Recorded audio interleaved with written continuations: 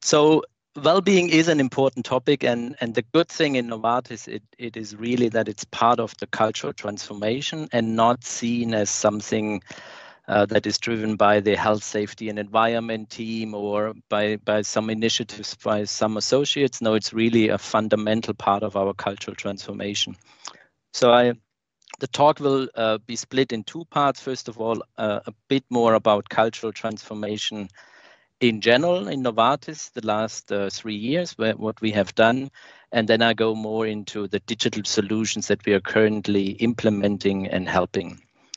And one thing I really love about working in this field is that we have data.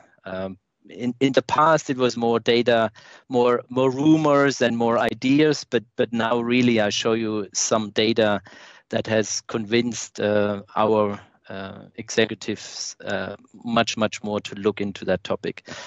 So very quickly about Novartis, 108,000 associates, and we are in the field of reimagined medicine, one of the top pharmaceutical or healthcare companies. 3 years ago, we got a new CEO, and he set up pretty common, I would say, 5 priorities. Deliver transformative innovation, obviously for an R&D-focused organization, not that special. Embrace operational excellence, not that special. Go big on data and digital, which was 3 years ago still a topic in pharmaceutical. We have gone a long way. And rebuild trust with society. But what was really new, and I still feel the moment when he came on stage on the 1st of February 3 years ago, he said, if we are able to unleash the power of our people, we will drive each of the other priorities. So he basically said, just HR or P&O or people and organization function, you have the task to really shape our business and by unleashing the power of our people. So it was a great moment. The CEO saying HR is probably one of the most important functions that I have, but it obviously came with a lot of responsibility as well. And then we looked into, so what is it, the cultural transformation? And what we clearly found out that culture actually does not drive performance, innovation, or reputation. So what is it? And it's actually, we have asked the Center of Evidence-Based Management to do a rapid evidence assessment meta-analysis about what is known about in the scientific literature about factors associated with knowledge workers' performance. So what really drives the performance of knowledge workers? And the majority of our people have a PhD, a master, and so on. And so what is really engaging them and driving their performance? And we found out those 10 that are listed here, and we grouped them into 4 categories: inspiration, curiosity, and unbossed. Unbossed is the turning the classical hierarchical upside down. So the leader's responsibility is to remove obstacles for the team so that they can shine. And it's not the team working for the team leader so that he or she gets the credits. No, it's really the upside down. They want to be inspired by their leaders. They want to learn something. You want to be curious about it and be led in a different way than in a hierarchical top-down approach. And we also found out that self-awareness is absolutely critical in terms of psychological safety, or also in terms of, do you feel comfortable in that environment, in that team or a group that you're working in? And you see that the effect that actually inspiration is extremely important for knowledge workers. Curiosity comes straight after this, and unbossed, and then the others as well. So we looked into how can we make this happen. So our culture aspiration at Novartis became to be inspired, curious, and unbossed.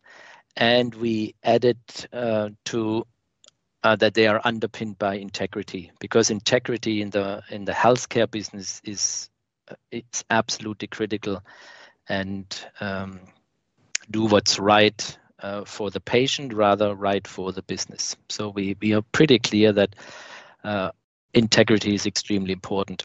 And you see that given the environment has also changed in terms of much more complex business environment rather than complicated.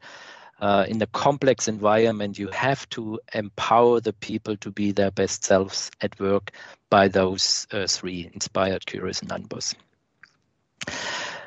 What's the role of the leader? And there, first time we talk about data. So we have quarterly Our Voice surveys, so global employee surveys. And there you can see the categories: inspired, curious, and unbossed. And if you talk favorable about your manager, which is the blue line, it's the engagement is about 3% higher than the overall scores.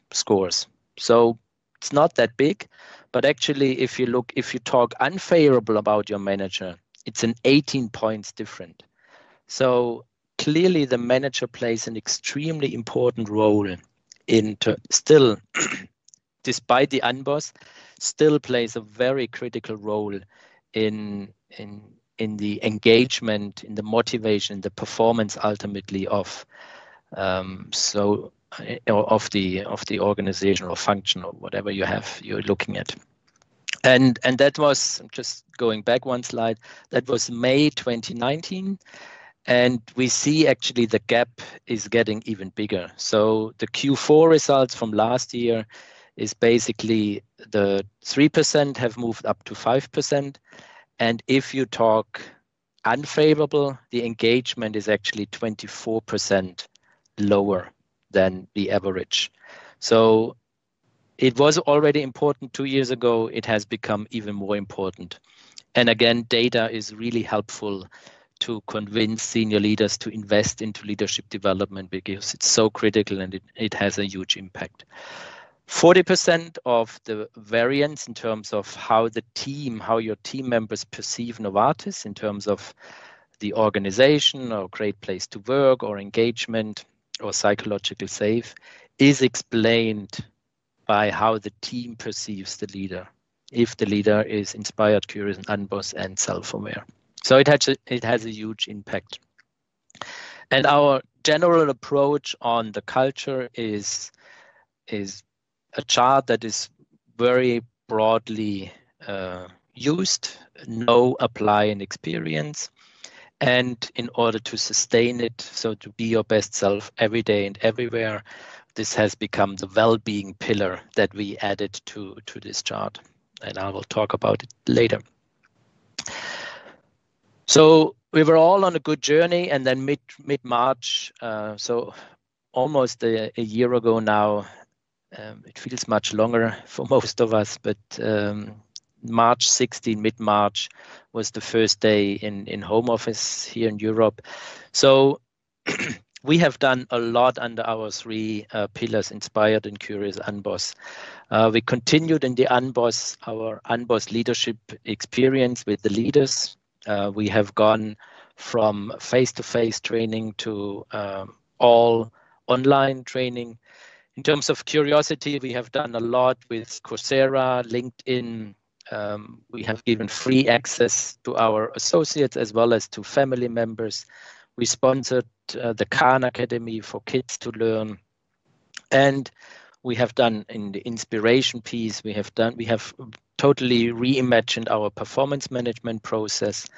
And we have added those two initiatives, the TIGNUM X approach and the Awakened Mind for mindfulness. And I'll talk about those digital solutions a bit later on. And we were really kind of nervous. Did we overload our associates? Did we do too much? Did we do too little? What's the impact on the engagement? And luckily, if you see from Q1 to Q2, there was actually a confirmation that our culture in the flow of work has really had a positive impact on engagement. So the trend has really gone up from 47 Q4 to 77 and even up to 80 over the last GES results. We've just finished our Q1 and we are really curious where we stand after due to the second lockdown.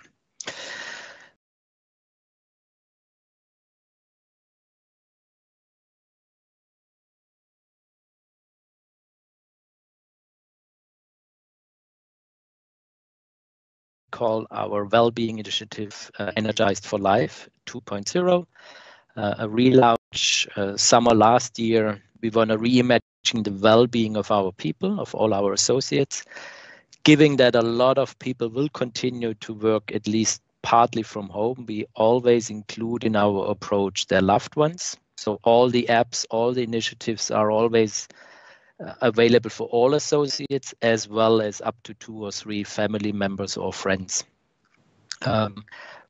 Also, a positive well-being of our associates will have an impact on patients and society.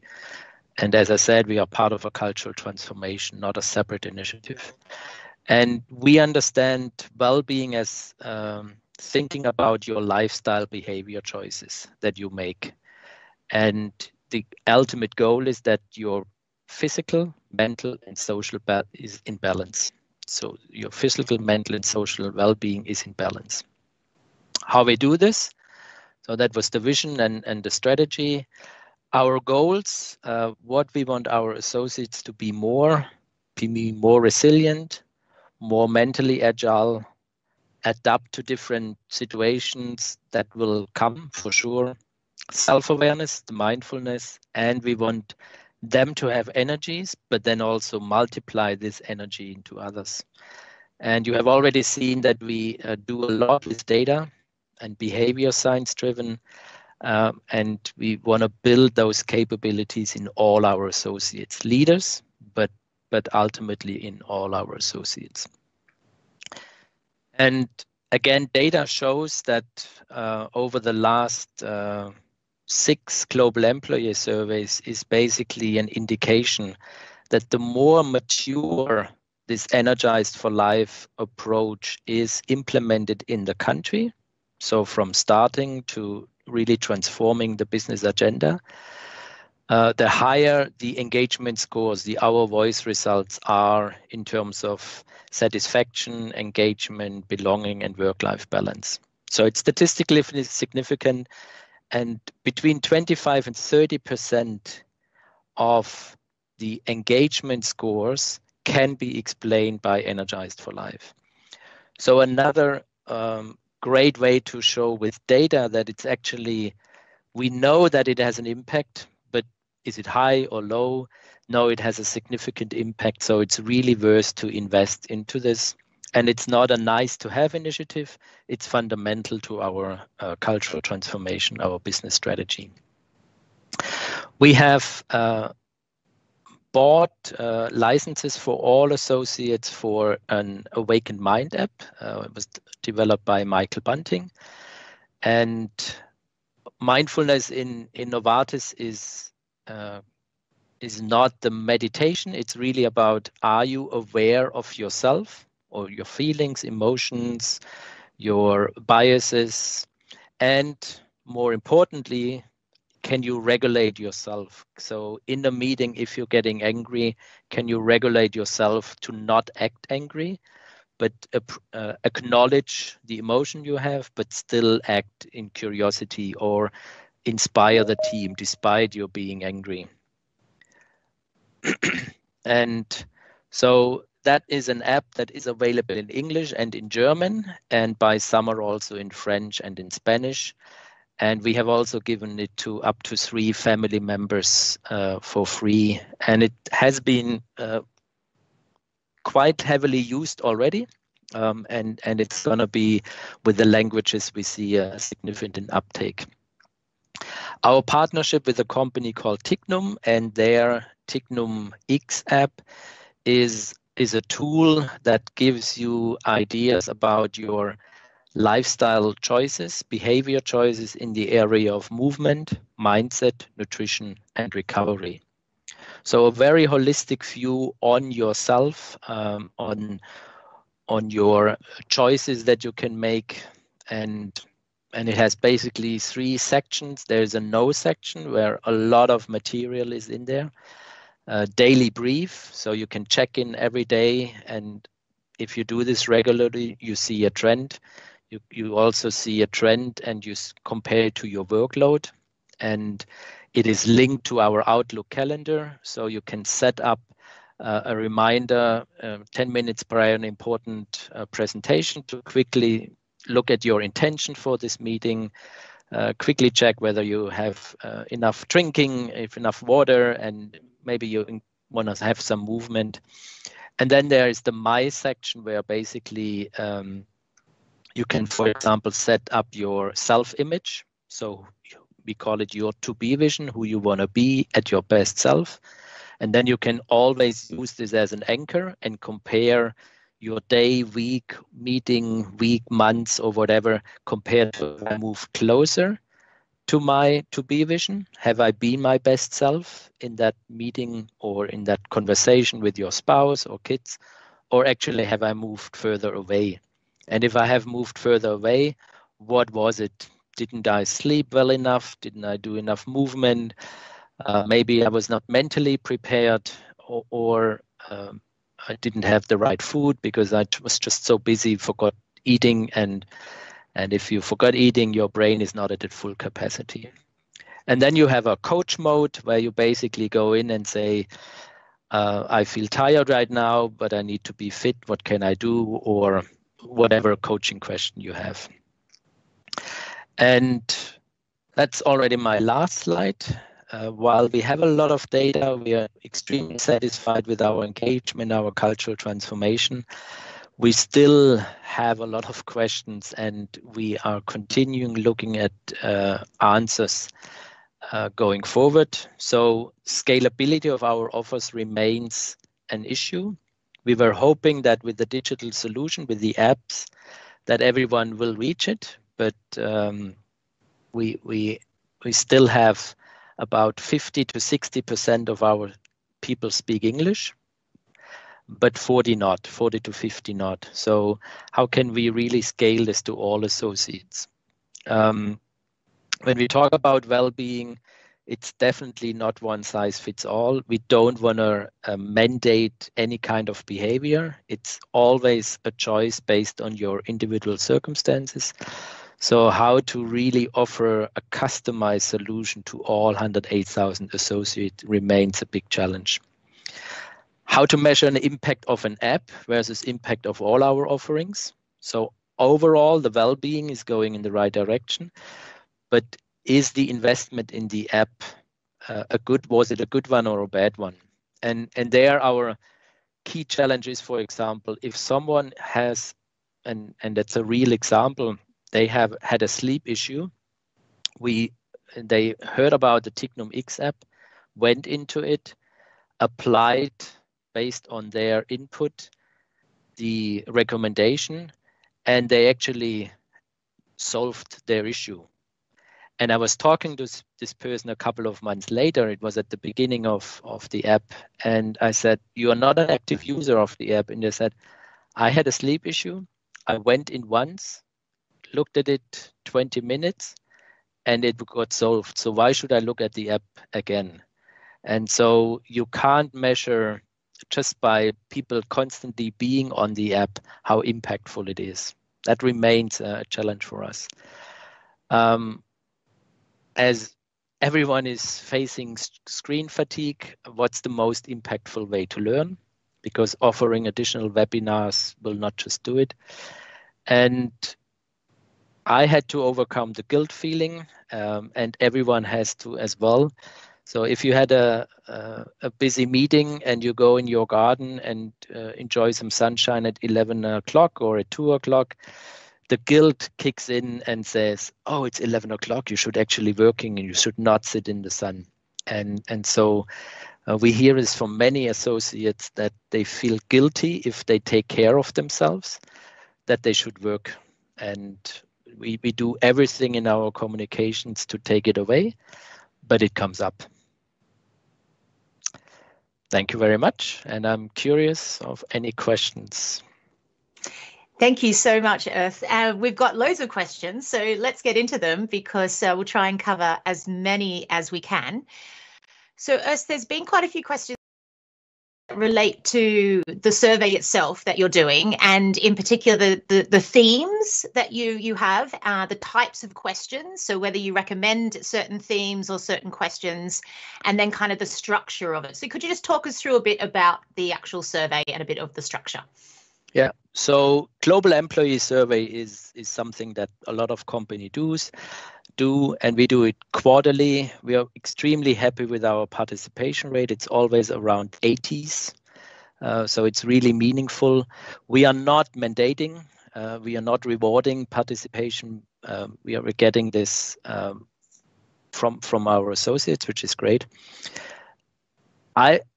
I would really go and find out, so what do you want to achieve? What's the criteria that you want to measure, and then measure? And instead of just more general things, really look at, in our case, it was about curiosity, inspiration, unbossed leadership, engagement, and so on, and then go for it. So there is, again, no one size fits all, but really agree what you want to measure, what is important for you, what has a correlation to your business performance, and then measure it, and then feedback to the associates and say, we've heard you, that's why we are doing A, B, and C. Great. And I think that's so important, isn't it? That the feedback to the people that are giving you the information. There's no use just collecting information. You've really got to demonstrate action. And just let me add one thing. We have gone so far that now everyone has access to everything. So in the past, it was that certain hierarchy levels had access to certain things, but now everyone in P&O can check how is the engagement in manufacturing in Australia. That's if they are great. interested. Yeah. So full transparency, no more hiding. That is fantastic. I love that and that is so central to agility, the topic of today. So no, that is fantastic, Urs. That's really good. That's music to my ears. All right. So a few more questions. So let's see what we can get through. Well, why don't we keep going on that one? So a question that came in from Leah is around how do you implement the strategies and initiatives that come out of all this sort of evidence-based work? Is it per region, per country, global? Can you talk a bit around the kind of the ways that you approach the implementation? So our slogan is freedom within a framework. So the framework is set by us globally. But then we really encourage the countries to say, what can we do within that freedom, in that framework? And if they want to touch the boundaries left and right, we encourage them to do, because their country needs may be different. But the framework is important because well-being can be understood very, very broadly. So 3 years ago, we had countries who said we do a table tennis tournament and we take care of the well-being of our associates. Or we do once a month a yoga session and we tick the box of well-being. And that is not good enough, particularly now in the last 12 months, where with homeschooling and fatigue and anxiety and so on, we see an uptake of people getting sick and getting tired of the situation. Mental well-being is an important one. So a tennis tournament or anything like this will not do it. We have to much more provide the framework and say certain things you have to implement. And it's not a ticking the box exercise, because we demonstrate and show that it has a business impact. Great. And again, really great themes there around it's not one size fits all, and it's not a tick the box exercise, and it's not just yoga classes, even though yoga classes are good, but it's not just yoga classes. Really, really great. So let's touch on this one. It's a fairly big question. Sort of just pick on the main themes. Ranka asked about, you mentioned actually changing your performance management program in this as well, and that you expected this to influence the culture transformation. So there's sort of this link of well-being and performance. Can you talk a bit more about this, please? Yeah, that by itself is half an hour. Yeah, exactly. But if we want to unboss, it is no longer adequate to let the manager alone decide on the performance. It's just not. So we have moved away from ranking or forced ranking or anything like this, or we are moving away from you are a 3-3 performer or 2-2 and so on. Performance is much more than a number. We have also moved away from the typically 9 to 12 month cycle, because you have the flexibility now to have objectives over a longer period of time. Because if you implement some well-being initiatives right now, they will only maybe have an impact next year. So you are able now to do a much longer objective frame. And we call our objectives big, bold objectives. So it's no longer the 24 objectives. We really want to say, what's the big, bold objective for this team?